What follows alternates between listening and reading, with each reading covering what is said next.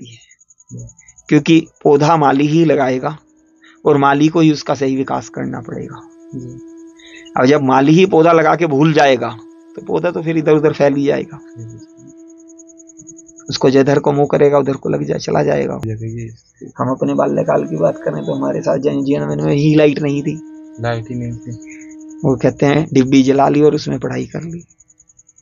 तो कुल मिला के ये तो संसारिक वस्तुएं हैं, परिवर्तन होता रहेगा, आधुनिक युग आता रहेगा, सुविधाएं बढ़ती जाएंगी, लेकिन कुछ जीवों को प्रभु से जुड़े रहना भी जरूरी है। बैठ जाता है तो थोड़ा 4 से 6 इंची एक दिन में रखी जाएगी, फिर अगले दिन रखनी पड़ेगी। अच्छा, ये पूरी मिट्टी है या में कोई ईंट वगैरह ना है? कुछ नहीं, अरे सिर्फ मिट्टी मिट्टी है प्रेमी। और ये आप देख रहे हैं ना एकदम, तो एक दिन में इतनी रख दी, फिर अगले दिन इतनी रख दी, इतने दिन। और ये ऊपर बांस है और यहाँ पे ये केवल पॉलिथीन है। महाराज जी तो बड़ी सुविधा यानी कि श्री जी की, महाराज जी करेंगे श्री जी ने बनवा दी। और इतने तूफान में भी हमें कोई वो ना भाई असुविधा की। भजन मार्ग के लिए आधुनिकता को त्यागना ही पड़ेगा, क्योंकि अगर आधुनिकता में रहेंगे तो कामनाएं निश्चित रहेंगी, और कामनाओं के लिए फिर परिश्रम सारा कामनाओं के लिए होगा, और जब सारा परिश्रम ही कामनाओं के लिए होगा तो भजन कब होगा? अब वृद्धावस्था में सोचते हैं जीव भजन कर लेंगे, जब शरीर ही आए आए करता रहेगा तो भजन कहाँ से करेंगे? सबसे अच्छी वस्तु प्रभु को भोग लगाना चाहते हैं तो जीवन में सबसे अच्छा काल मनुष्य का युवावस्था है।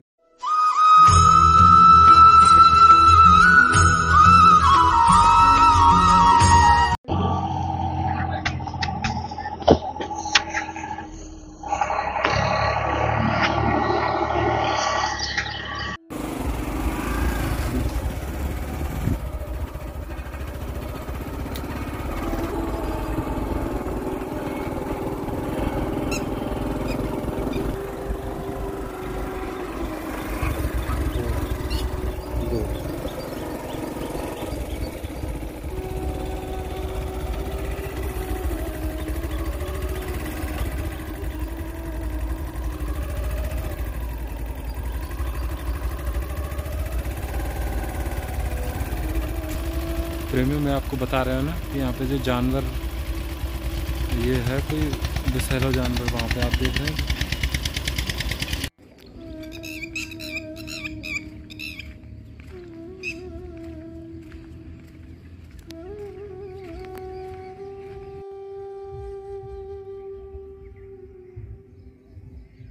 आप सभी प्रेमियों को श्री धाम बरसाना से जय श्री राधे। प्रेमियों, श्री जी की कृपा से, ठाकुर जी की कृपा से और संत महात्माओं के आशीर्वाद से हम नित्य सतत रूप से त्यागी, तपस्वी, तेजस्वी और भजनानंदी संतों के हम दर्शन कर पा रहे हैं। प्रेमियों, ये सब संभव हो पा रहा है श्री जी की कृपा से। तो प्रेमियों, आज उसी कड़ी में आज आप और हम इस घने जंगलों में, दुर्गम वन है ये। एक बार भैया आप चारों तरफ से पहले दिखा दो कि ये कितने गहरे जंगल है।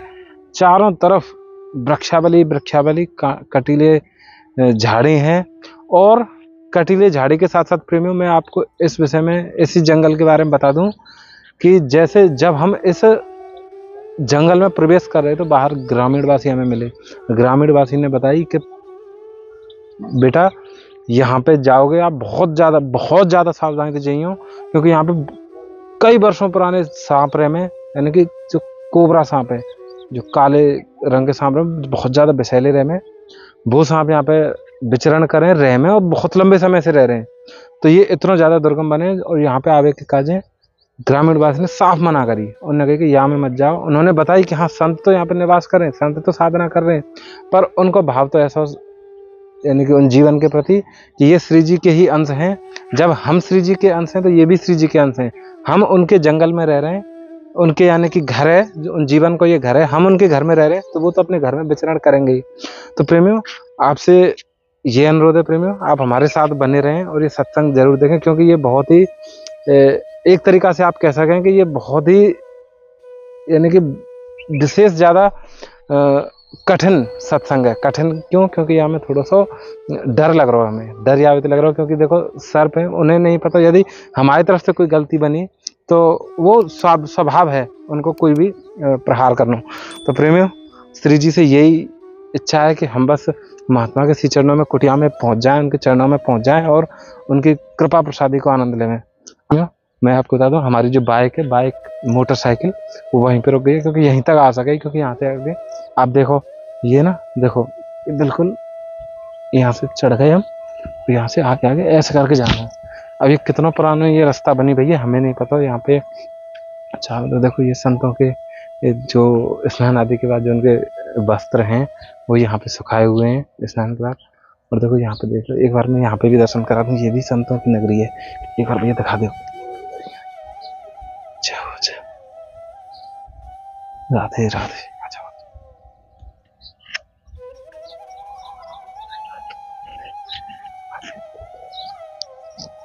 कुटिया कुटिया कुटिया दिखाओ, कुटिया, ये छोटी छोटी कुटिया बना के रह रहे हैं संत।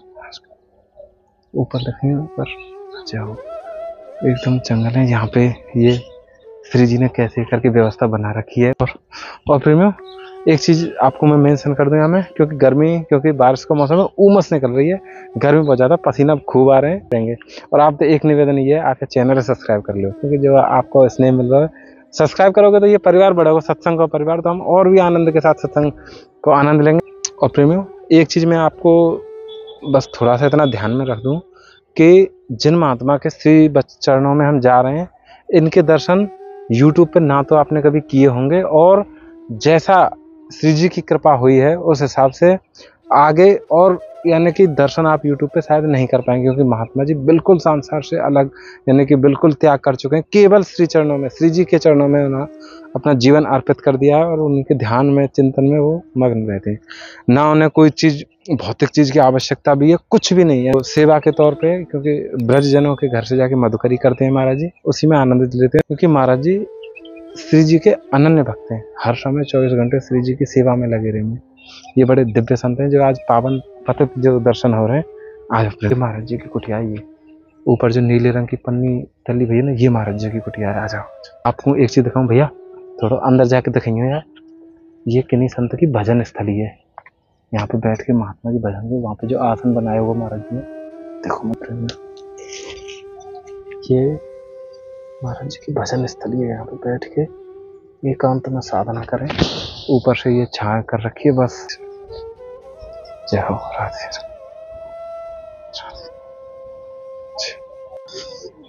तो प्रेमियों अब हम पहुंच गए उस चौखट पे, उस दहलीज पे, उस कुटिया के चरण में, उन महात्मा के श्री चरणों में, जहाँ पे साक्षात श्री जी विराजमान है, साक्षात श्री जी विराजमान है।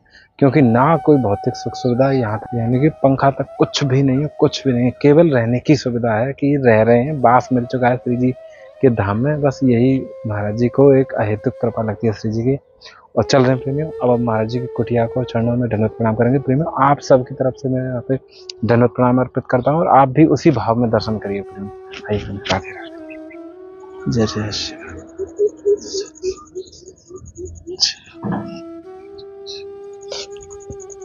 राधे श्याम महाराज जी। राधे श्याम प्रभु, राधे श्याम, जय जय श्री जी की कृपा है महाराज। जय हो महाराज जी, बड़ी श्री जी की असीम कृपा है, आपके दर्शन है कि महाराज जी इतने। प्रभु ये सब श्री जी की ही कृपा है, हमारी कोई जंगल में महाराज जी आप भजन कर रहे हैं। और भजन हम क्या कर रहे हैं, श्री जी ने बुलाया है जी, श्री जी ने रखा है। जब श्री जी सब कुछ जिम्मेदारी संभाल रही हैं, तो हमें क्या जरूरत है किसी चीज के लिए परेशान होने। महाराज जी इतना इस सुविधाजनक संसार है, आधुनिक समय चल रहा है, तो आधुनिक समय चल रहा है, लेकिन भजन मार्ग के लिए आधुनिकता को त्यागना ही पड़ेगा। क्योंकि अगर आधुनिकता में रहेंगे तो कामनाएं निश्चित रहेंगी, और कामनाओं के लिए फिर परिश्रम सारा कामनाओं के लिए होगा, और जब सारा परिश्रम ही कामनाओं के लिए होगा तो भजन कब होगा। भजन के लिए तो सही मायने में समय चाहिए ना। अब वृद्धावस्था में सोचते हैं जीव भजन कर लेंगे, जब शरीर ही आए आए करता रहेगा तो भजन कहाँ से करेंगे। भजन के लिए भी जैसे हम सबसे अच्छी वस्तु प्रभु को भोग लगाना चाहते हैं, तो जीवन में सबसे अच्छा काल मनुष्य का युवावस्था है। ठीक है, उसमें ज्यादा ना करे, अपने शारीरिक कार्य, सांसारिक कार्य भी करे, लेकिन 24 घंटे में 4 घंटे तो उसके नाम के लिए दे। और जब उसके नाम के लिए देगा तो निश्चित ही उसकी कृपा बरसेगी, जैसे हम पे बरसी है और श्री जी ने यहाँ रख लिया है। महाराज जी ये तो मतलब बस एक जैसे कैमरा के पर्दा जैसे कि थोड़ी सी बूंदन से थोड़ी सी बच जाए ये बूंदन की तो बात जरूर है, लेकिन इतना बड़ा तूफान आया, ये पॉलीथीन उड़ी नहीं, तूफान में भी नहीं उड़ी, पेड़ गिर गया पड़ोस में, लेकिन ये तो पॉलीथीन नहीं उड़ी, क्योंकि इस पे श्री जी की कृपा का हाथ है, श्री जी की कृपा दृष्टि है, तभी ये अब आज इतनी बारिश होने के बाद भी इसमें पानी नहीं आया, पानी नहीं आया। हाँ, एक बार महाराज जी मैं दर्शन करा दूं भैया, आप ना एक बार कुटिया दिखा दो। ये महाराज जी हाथों से लेती है गो। हाँ, ये मट्टी सब हाथों से, हाथ। अच्छा प्रेमी सर्वप्रथम ना महाराज जी की जो दिव्य कुटिया है, 1 महीना लगाया है इसमें, जब ये दिखा रहे थे 1 महीने में। क्योंकि मिट्टी की ज्यादा ऊंची तो चिनाई होगी नहीं, क्योंकि गारा बैठ जाता है। हाँ, तो थोड़ा 4 से 6 इंची एक दिन में रखी जाएगी, फिर अगले दिन रखनी पड़ेगी। अच्छा, ये पूरी मिट्टी है या में कोई ईंट वगैरह ना है? कुछ नहीं, अरे सिर्फ मिट्टी है प्रेमी। और ये आप देख रहे हैं ना एकदम, तो एक दिन में इतनी रख दी, फिर अगले दिन इतनी रख दी, इतने दिन, और ये ऊपर बांस है और यहाँ पे ये केवल पॉलिथीन है। अरे महाराज जी तो बड़ी सुविधा, यानी कि श्री जी की, महाराज जी करेंगे श्री जी ने बनवा दी, और इतने तूफान में भी यहाँ में कोई वो ना भाई असुविधा की कोई चीज ऐसे की ऐसे ही है। तो महाराज जी यहाँ पे तो ये जो इतना बाहर इतना घना जंगल है, तो यहाँ में तो ये तो निश्चित है कि यहाँ पे ये जो सांप कातर बिच्छू वो तो आएंगे देखिए, पर वो भी तो श्री जी की ही है, और श्री जी ने हमें यहाँ रखा है जी, तो वो हमें नुकसान क्यों पहुंचाएंगे? जी देखिए, विश्वास ही तो सबसे बड़ी चीज है। अगर हमने विश्वास कर लिया तो ही हम भजन कर पाएंगे, तो ही हम परिवार को छोड़ पाएंगे। अगर विश्वास ही नहीं किया तो भजन कहाँ करेंगे और कहाँ परिवार को छोड़ेंगे? सुख किसे प्रिय नहीं है संसारी इस कली काल में? शारीरिक सुख सबको प्रिय है, लेकिन जब श्री जी की कृपा होती है तो वो शारीरिक सुख ही हमें दुखदाई लगने लगते हैं कि नहीं, अब इससे आगे कुछ चाहिए। महाराज जी अब जैसे मुझे देख लो, मुझे पसीना आ रहे हैं और आपको, तो यानी कि आप इतने आनंद में बैठे हैं, ये उनकी कृपा है। देखिए, पसीने की बात तो ये है, ताप को हम शरीर के, जैसे अब हम ठंडे में रहते हैं तो हमें पसीना निकलता है, जब हम गर्म में ही रहना शुरू कर देंगे तो हमारा शरीर ऑटोमेटिक वैसा ही हो जाएगा। आज से 30 साल पहले कहाँ लाइट थी? सभी जगह यही स्थिति, सभी जगह यही स्थिति। हम अपने बाल्यकाल की बात करें तो हमारे साथ जीवन में ही लाइट नहीं थी, लाइट ही नहीं थी। वो कहते हैं डिब्बी जला ली और उसमें पढ़ाई कर ली।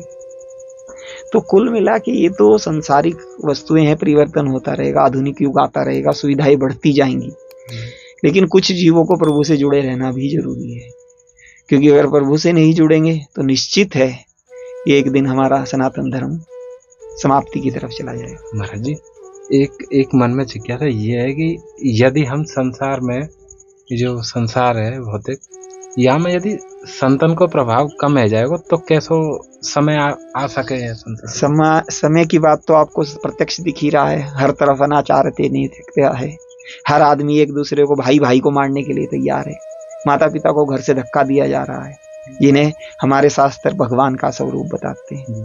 अरे भाई, अगर तुम्हें जाना है तुम जाओ, माता पिता को क्यों धक्का दे रहे हो? उनकी तो था परिश्रम की संपत्ति है वो।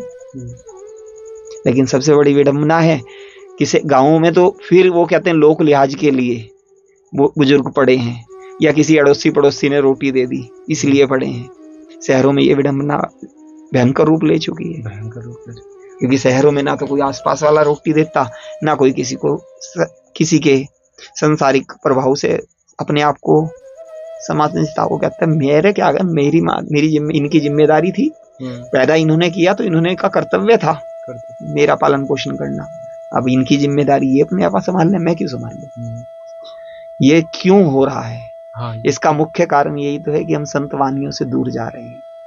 हम कॉन्वेंट में एडमिशन कराते हैं सीधा, अब कॉन्वेंट की एजुकेशन है, उसमें तो फिर वही बात आ गई कि बेटा 10 साल का तो माँ बाप किसके?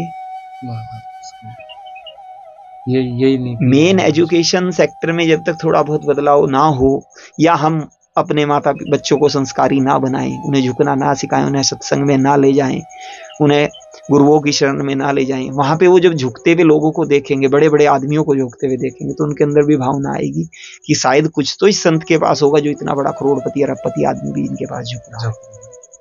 गुरुजी एक चीज ये बताओ, जैसे कि आज का जो समय चल रहा है या में सुधार की आवश्यकता बच्चान में यानी कि जो नवयुवक हैं उनमें ज्यादा है कि जो जीवन यापन यानी कि जो एक गृहस्थ धर्म को जी ग्रस्त धर्म को जी रहे हैं, यानी माता पिता की उम्र के हो देखिए गए। इसमें सबसे बड़ी आज विडंबना का समय ये है कि मेन जिम्मेदारी माता पिता की बनती है, क्योंकि पौधा माली ही लगाएगा और माली को ही उसका सही विकास करना पड़ेगा। अब जब माली ही पौधा लगा के भूल जाएगा तो पौधा तो फिर इधर उधर फैल ही जाएगा, उसको जिधर को मुंह करेगा उधर को लग जाए चला जाएगा वो। लेकिन कुल मिला के अगर सच्चा विकास चाहिए तो माता पिता को उसको चारों तरफ से सुरक्षित करना पड़ेगा कि उसके जीवन में कोई गलत बात ना आ जाए, उसके जीवन में वो कहीं गलत दिशा में ना चला जाए। पर आज समस्या ये है कि माता पिता धन कमाने में इतने लुलुप हैं कि वो बच्चों को देख ही नहीं पाते कि क्या हो रहा है। बस वो बच्चों की फीस तो दे सकते हैं, वह 20,000 रुपये महीना मेरे बच्चे का खर्चा है, वो किस लिए? स्टेटस सिंबल, स्टेटस मतलब हमारी वो बनी रहे, साख बनी रहे, हमारी स्टेटस सिंबल बना रहे। हाँ, समाज में हम बड़े अच्छे स्कूल में पढ़ा रहे हैं बच्चों को, चाहे बच्चा पढ़ रहा है चाहे बच्चा अनर्थ की तरफ जा रहा है। महाराज जी यदि ये प्रक्रिया ऐसे ही सतत रूप से चली रही तो एक समय तो बहुत, देखिए समय कुल मिला के संतों की वाणी भी है कि समय तो परिवर्तन होगा। पहले मुस्लिम शासन था, फिर हिंदू शासन आया, फिर काल बदलेगा, युग बदलेगा, फिर वही सम्राट राज करेंगे। जिस स्थिति में हम चल रहे हैं, अगर हमने अपने आप को परिवर्तन नहीं किया, समाज की व्यवस्थाओं को सुधारने की कोशिश नहीं की, युवाओं की भी जिम्मेदारी है, गृहस्थ की भी जिम्मेदारी, गृहस्थ की बालकों के लिए है, युवाओं की समाज के लिए। अब जिस समय बच्चा 5-7 साल का होता है, माता पिता जाते हैं छोटी ड्रेस दे दो, छोटी ड्रेस दे दो कि तन दिखे, बड़ी गुड़िया सी क्यूट जापानी गुड़िया लगेगी मेरी बच्ची। जब हम उसे बचपन में ऐसे ड्रेस पहनाएंगे तो युवा अवस्था में पूरे शरीर को ढक के कपड़े पहन लेगी। मैं ही खुला रहना शुरू कर दिया हूं, अब मुझे कोई गया टी शर्ट पहन लो तो मुझे खारिश मारी। तो उसका प्रभाव देखो, फिर माता पिताओं का अनैतिकताएं देखो कि उन्हीं कपड़ों में अपने बच्चों को जल्दी से जल्दी सब मंदिरों में लेके आते हैं। वहां क्या होगा? हमारे संतों का भी पतन होगा, संतों का भी पतन होगा, जो और मंदिर में सेवादार हैं उनका भी सबकी मानसिक वृत्ति पतित होगी। तो अब प्रयास तो कर रहे हैं ये पब्लिक कि भाई वस्त्र चेंज, लेकिन उसके लिए खाली लिख देने से या बोर्ड बना देने से काम नहीं चलेगा। उसके लिए तो मंदिर के गेट पे खड़ा होना पड़ेगा, भाई ये कपड़े अंदर नहीं जाएंगे, आप भारत बदल के आए। अगर आज संत अपना बीड़ा सही से संभाल ले कि नहीं भैया मैं मंदिर में नैतिकता नहीं होने दूंगा, तो ना तो मंदिर कमेटी रोक सकती ना कोई रोक सकता। लेकिन बात वही आ गई कि धीरे धीरे माया का इतना प्रभाव संतों पे भी हो रहा है कि वो भी अपने सुख में एक बार सुख मिले और फिर जय सिया राम। क्योंकि समस्या क्या है कि सुख की तरफ, अब कुछ का तो चलो हम कहते हैं कि जीवन पिछले कालों में ऐसा रहा कि उन पे सुख नहीं थे, तो वो इस मार्ग में आए, इसमें सुख मिलना शुरू हुआ, तो वो तो भोग निश्चित करेंगे। और कुछ का जीवन ऐसा है कि वो सुखों को ही त्याग के आए हैं, तो भोग के लिए तो आए नहीं, तो श्री जी को रिझाने के लिए आए। और जब श्री जी के लिए आए हैं तो पूर्णता श्री जी को ही देंगे ना। बिल्कुल महाराज जी, एक थोड़ा सा इतनी कृपा दृष्टि और आपकी देव कि ये कौन सी ऐसी शक्ति है कि जो प्रभु जी इतने यानी कि जो बिल्कुल सारी सुख सुविधा त्याग दें पूरा। प्रभु जी देखिए ये कुटिया भी मुझे मिली भी नहीं थी, मैं आके श्री जी के भरोसे लौट गया, श्री जी ने ही मुझे कुटिया दे दी। अब जैसे किसी ब्रजवासी के मन में भाव आया कि बाबा सड़क पे लौटता है, ऐसे कोई बाबा कहाँ क्यों नहीं लौटता, भाई श्री जी स्थान देंगे तो लौट जाएंगे। बाबा एक कुटिया है टूटी फूटी है, बना लोगे? श्री जी स्थान दे रही है, ब्रजवासी ब्रजजन बोल रहा है तो श्री जी बोल रही है, श्री जी की कृपा हो रही है तुम्हारे ऊपर। क्योंकि ब्रजजन अगर आप संतों पे कृपा दृष्टि कर रहा है तो श्री जी के प्रभाव से ही कर रहा है। अब हमें मधुकरी मिलती है, अगर श्री जी ना हो तो कौन आज किसी के रोटी बना के देखे? घर के बंदों को नहीं दी जा रही, हर रोज चूल्हे अलग अलग हो रहे हैं, हर ये समय तो चल रहा है, रोटी के लिए ही हो रहे हैं ना। मेन काम स्त्री का क्या है? घर में रोटी बनाना, और हर रोज चूल्हे अलग हो रहे हैं, लेकिन हमें फिर भी वहां से रोटी मिल रही है। ये श्री जी के हेतु की तो कृपा है। महाराज जी प्रसादी यानी कि आप मधुकरी इनकी कुटिया पे कुछ नहीं, कोई साधन ही नहीं रखा हुआ बनाने का करने का। जब महाराज जी थोड़ा सा इतना चाहे, जैसे कि आप साधु जीवन में जब आप आए तो एक समय तो आपने ग्रस्त में ही बिताया, क्योंकि जो संतों को भी उद्गम हर यानी कि ठाकुर जी को समाज उद्गम में कोई भी आएगा गृहस्थ से ही आएगा। तो महाराज जी ये जानना चाह रहे हैं, मैं जिज्ञासा ही मेरी कि जो समय आप साधु जीवन में आए यानी शुरुआत जब करें तो बात है पहले को आपको जीवन यानी कि कैसा और अब कितना अच्छा, आनंद खूब अच्छा जीवन था अगर संसारिक सुविधाओं की नजर से देखें जी, लेकिन फिर भी एक तड़प थी कि कुछ अधूरा है। सुख के जब देखें पुराने जीवन में सुख के समस्त साधन थे जिन्हें आप आज के आधुनिक युग में मानते हैं जी। अब उसके लिए डिटेल की तो जरूरत है नहीं। और हिंदुस्तान का जो सबसे अच्छा शहर कहा जाता है उसमें वास था। लेकिन कुल मिला के फिर भी तड़फ थी कि श्री जी हम पे कृपा क्यों नहीं कर रही। जब वहां पर रहते हुए ये मन में जिज्ञासा रह गई थी हर दिन यही थी कि क्यों नहीं कृपा कर रही, क्यों नहीं बुला रही। तुम्हारा जी ऐसी कैसी प्रेरणा आपको कैसे कोई बस ये संकेत मिलो कि अब हमें चल देना चाहिए श्री जी। ये श्री जी की कृपा से कुछ ऐसा था। पिछले 2-3-4 साल पहले हम ब्रज 84 कोस गए। ब्रज 84 कोस में कोई संत महात्मा मिले, उन्होंने कहा महाराज अगर त्याग का जीवन जीना है तो नर्मदा की परिक्रमा जरूर लगाओ। नर्मदा का जल ही आपको त्याग के भावना पे दृढ़ करेगा। तो श्री जी की कृपा हुई, हम वो नर्मदा यात्रा करके आए। तो उसी समय मन ने निश्चित कर दिया कि अब आगे मार्ग खुल गया है। घर वालों को कहा भाई हम फला दिन चले जाएंगे। घर वालों ने नानो करकरी परिवार करता ही है, मना वो तो परिवार करता ही है। देखिए माता पिता की आसक्ति बहुत होती है बच्चे में, आज भी वो व्याकुल रहते हैं। लेकिन फिर उन्हें यही समझाया कि श्री जी की इच्छा के बगैर तो पत्ता हिलता नहीं। महाप्रभु का जीवन है, तुम तो फिर माता पिता दोनों हो। महाप्रभु के जीवन में देखे तो केवल वृद्ध माता थी और कोई जीविका का साधन भी नहीं था। आपके पास वो भी है और आप दोनों भी हो, फिर आपके पास और संतानें भी हैं। दुख में तो काम आएंगी ही आएंगी। और फिर हमने भी उन्हें एक आश्वासन दिया कि भाई अगर मेडिकल इमरजेंसी आपकी कोई होगी, हॉस्पिटलाइज आप होते हो, तो हम ब्रज का त्याग करके आपके पास अपनी जिम्मेदारी वहन करने के लिए जरूर आएंगे, सेवा में आ जाएंगे। लेकिन जैसे ही आप स्वस्थ होंगे फिर हम ब्रज लौट आएंगे। और हमें विश्वास है कि ऐसी कोई मेडिकल इमरजेंसी श्री जी आने ही नहीं देगी कि हमें ब्रज का त्याग करना। ये भी सही है, क्योंकि विश्वास ही भक्ति का मूल है। जब तक हम प्रभु पे या प्रभु के नाम पे विश्वास नहीं करेंगे हम कुछ भी नहीं कर सकते। सिर्फ दिखावा तो कर सकते हैं, आडंबर तो कर सकते हैं। वो कहते हैं ना कि भजन तो हर कोई गा लेता है, बरसाना कुटिया बनाएंगे या श्री जी रख लो बरसाने, लेकिन रहना कितने चाहते हैं। हमने कहीं को कहा कि भाई बरसाना रहना चाहते हो तो आ जाओ, लेकिन कोई भी नहीं आया। क्यों? क्योंकि सिर्फ कह के अपने आप ही पर्दा करके पीछे छिप जाते हैं। एक ये भी है प्रोजेक्ट, क्योंकि जब तक श्री जी की कृपा नहीं होगी तब तक तो आप भी नहीं। देखिए श्री जी की कृपा ही हेतु की है, लेकिन अगर हम वही बात आ गई, संतों को ही श्री जी या किसी भी जन को ही माध्यम बनाती है। आप मुझे आश्रय दोगे कि भाई आ जाओ, मैं व्यवस्थाएं कर दूंगा, तो एक तरफ से तो निश्चिंत होगी ना कि रहना और खाना तो मिल गया। जीवन की मूलभूत आवश्यकता क्या है? खाना और रहना। वस्त्र तो साल में 2 जोड़ी भी नहीं फटते आज की डेट में जी। तो इसलिए मेन बात ये है कि हमारी श्री जी पे विश्वास कितना है। फिर वो जीव पता क्यों भटक जाता है, वो सोचता है अभी तो बुला रहे हैं महाराज जी, कल को इन्होंने बाहर निकाल दिया तो मैं क्या करूंगा, क्योंकि उसका श्री जी पे विश्वास नहीं है। हाँ, थोड़ा विश्वास का अभाव है। अगर वो विश्वास कर लेगा, अरे मैं कोई संत के कहने से थोड़ी जा रहा हूँ, मुझे तो श्री जी बुला रही है। हाँ, ये समझ में नहीं आई उनके कि बुला कौन रहे हो मुझे। उन्होंने तो केवल ये देखा कि ये जो माध्यम है ये ही है, इनके पीछे कोई शक्ति नहीं, ये मूल है।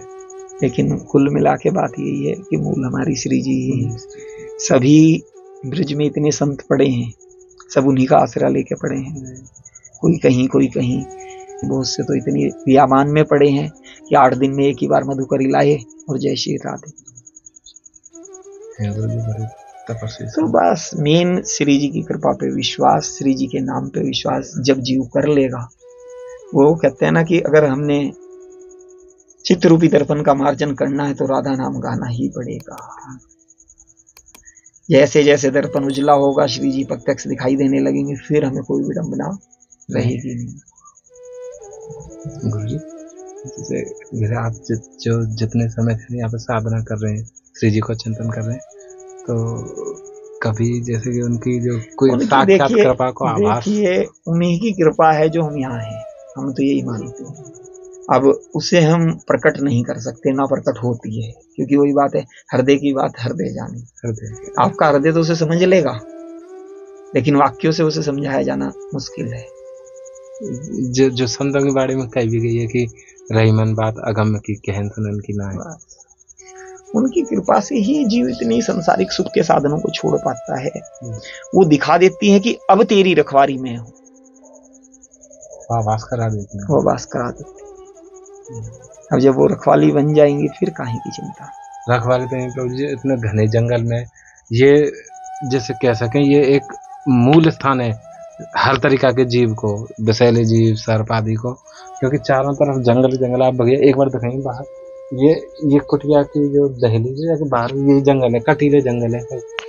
यहाँ के बीच में भी इतने आनंद में महाराज जी रह रहे हैं, तो ये इनकी ही कृपा है। जी की बहुत कृपा है। नहीं कि हम तो ऐसे स्थानों पे भी डर डर के रहे में जहाँ पे दूर दूर तक जंगल क्या कोई। तो देखिए आज की डेट में अगर आप जीव की बात करें तो घर में अगर मकड़ी आ जाए तो घर वाले मकड़ी छोड़ के भाग जाते हैं, उन्होंने कहा मकड़ी आ गई, छिपकली आ गई जी। ऐसे बहुत से परिवारों के उदाहरण है जी। लेकिन जब उसे समझ में आ जाएगा कि अगर ये आई है तो ये आई भी श्री जी की इच्छा से है, इसका भी आश्रय स्थल में हिस्सेदारी है। देखिए जिस दिन हम ये मान लेंगे कि हर जीव की आश्रय स्थल में हिस्सेदारी है, अगर हमने बनाया तो हमारा नहीं है, बनाया ठाकुर जी की कृपा से है, और तो उसका भी उसमें वास निश्चित है। प्रेमियों, मैं थोड़ा सा यहाँ मैं इतना आपको बता दूं कि जो श्री जी के सबसे जो प्रिय है ना, वो संत ही हैं, और संतों के यानी कि उनकी कुटिया में ही श्री जी वास करें, क्योंकि महाराज जी बता भी रहे हैं कि आप तो श्री जी के वो कृपा पात्र हैं जिनके बारे में पुराण आदि भी कुछ नहीं लिख पाए। उन्होंने सीधा एक ही बात कही है कि ये सब गोलोक से ही आई।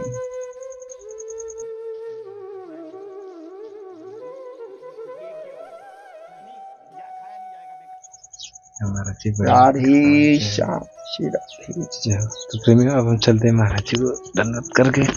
महाराज जी बड़ी कृपा हुई जो आपने आशीर्वाद दिया, श्री जी की बड़ी कृपा आपने बरसाई। जय हो महाराज जी।